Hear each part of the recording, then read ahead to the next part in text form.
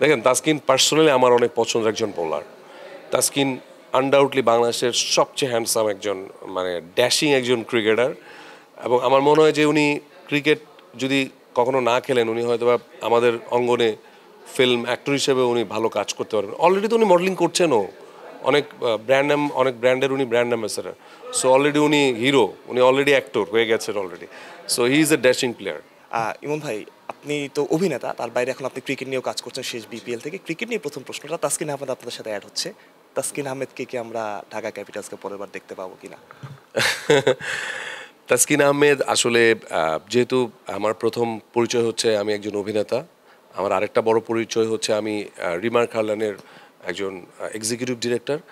So প্রথম কাজ হচ্ছে যে অ্যাক্টর বলি, অ্যাক্ট্রেস বলি অথবা ক্রিকেটার বলি, সবাইকে রিমার্ক হারলানের ছাদের নিচে নিয়ে আসা। এবং অলরেডি ক্রিকেটার, অ্যাক্টর, অ্যাক্ট্রেস সবাই আগ্রহ দেখাচ্ছে আমাদের রিমার্ক হারল্যান নিয়ে।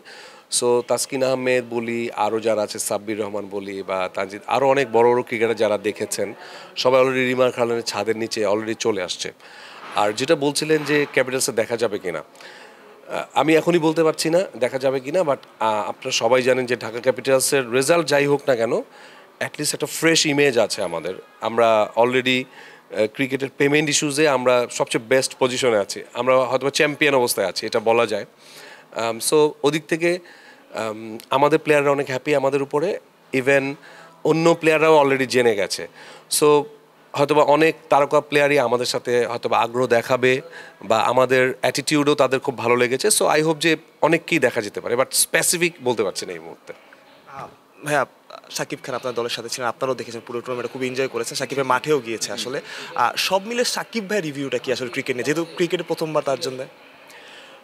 রিভিউটা হচ্ছে এরকম যে খেলাটা এনজয় করো, খেলাটা এনজয় করো, রেজাল্ট আসুক বা না আসুক এনজয় করো। আমাদের পক্ষ থেকে আসলে কারোর প্রতি কোনো প্রেশার ছিল না।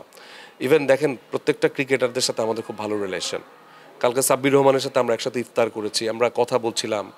সো ক্রিকেট ছাড়া অনেক বিষয় নিয়ে আমরা কথা বলছি। সো আমার মনে হয় যে ওনারা অলরেডি আমাদেরকে ফ্যামিলি মেম্বার হিসেবে ট্রিট করছেন, আমরাও করছি। সো এইটাই আসলে দরকার ছিল, যে একটা বন্ডিং তৈরি করা। রেজাল্ট তো ধরেন প্রথমবার আসেনি, হয়তো দ্বিতীয়বার এর চেয়ে বেস্ট রেজাল্ট আসবে আমাদের পক্ষে। সো এটাই ছিল আর কি রিভিউটা। টুর্নামেন্টে সাকিব ভাইয়ের পক্ষ থেকে মেসেজটা কি ছিল আপনাদের প্রতি? মেসেজ ওরকম কোনো মেসেজ ছিল না, মেসেজ জাস্ট এনজয় করো, আমরা সবাই এনজয় করবো একসাথে, এটাই আসলে মেসেজ। অন্য কোনো মানে কোনো কঠিন মেসেজ ছিল না আসলে। ইমন ভাই, আতিক ভাই আমাকে বলেছিল, আতিক ফাহাদ ভাই বলেছিল যে আপনারা এলপিএল একটা টিম নেওয়ার চিন্তা ভাবনা করছেন, এটা বিপিএল এর আগে। ওইটার কি পরিস্থিতিতে আছে বা কোনো রকম অগ্রগতি হয়েছে কিনা? ওইটা নিয়ে আমি আসলে অত ইনভলভ নাই এই মুহূর্তে। সো ওইটা নিয়ে আমি একদম কিছু বলতে পারছি না আসলে। তাসকিন আহমেদ আসছেন, অন্যান্য তানজিদ তামিমও আসবেন আসলে। এই যে ক্রিকেটার ইনভলভ করার ব্যাপারটা আপনাদের সাথে, এই ব্যাপারটা কিরকম এনজয় করছেন, আর আপনি কি ভাবছেন আসলে মানুষ কিভাবে ইনভলভ হবে এটার মধ্যে? আমি তো ছোটোবেলা থেকে অনেক ক্রিকেট পাগল। ইভেন আমি আপনাদের স্পোর্টসের যে আপনার নিউজগুলো দেখান এগুলো আমি দেখি সবসময়। So I love cricket. বাংলাদেশের ক্রিকেট একটা অনেক বড় জায়গায় আছে অলরেডি।